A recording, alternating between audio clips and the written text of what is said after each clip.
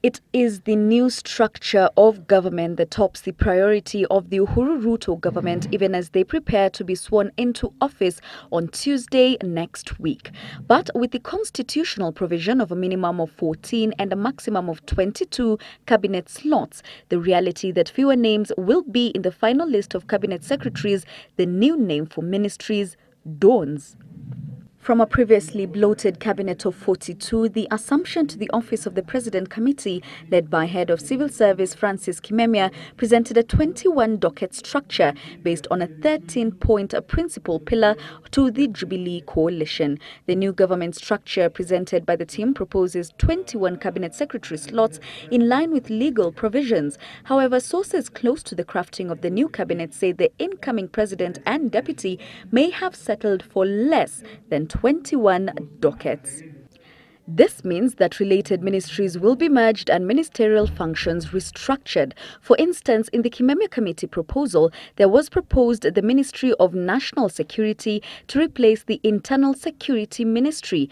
The Ministry of National Security in the new plan incorporates the current Defence Ministry and will also incorporate the National Police Service Commission Department, that of National Intelligence, and the Defence Council. The Finance Ministry will also be merged with that of Planning and will be renamed National Treasury. Similarly, there is likely to be the Ministry of Education, which will swallow the current Ministry of Higher Education and that of Basic Education.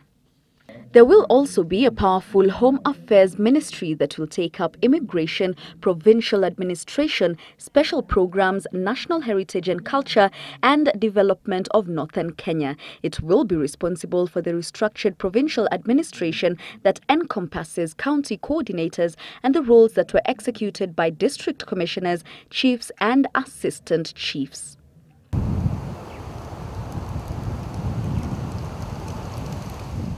The Ministry of Agriculture is set to take control of 42 state corporations and is said to be the largest portfolio. It will comprise livestock, fisheries, irrigation, water, and cooperatives. The local government docket will be renamed Ministry of Devolution and County Government and will also take up Nairobi Metropolitan Ministry.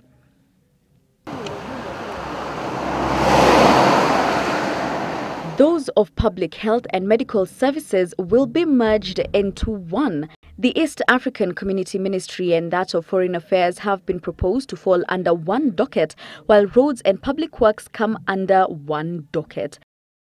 There are those ministries, however, that have been proposed to stand alone: justice, energy, transport, information and communication, and tourism. Of interest to note is the fact that the Constitution does not specify the number of principal secretaries in each docket, meaning some dockets like agriculture could end up having more than one principal secretary to take care of the key departments. TNA will reportedly take up, amongst other dockets, that of Home Affairs, Foreign Affairs, Transport and Education, while the United Republican Party takes up those of Finance or National Treasury, as it will be called, Energy, Health, Communication, Agriculture, Roads and Public Works, amongst others. Details of the portfolio balance between the two coalition partners, however, remain scanty, as the two principals in the coalition are said to be keeping things close to their chest. Now, a youthful, dynamic yet lean cabinet makes for the incoming government structure, and while the Constitution drastically cut the number of ministries to near half, crafting such a cabinet remains no mean feat, even as Article 152 of the Constitution holds that the number of cabinet secretaries will only be between 14 and 22. Jacky Maribe, Citizen Live at 9, Nairobi.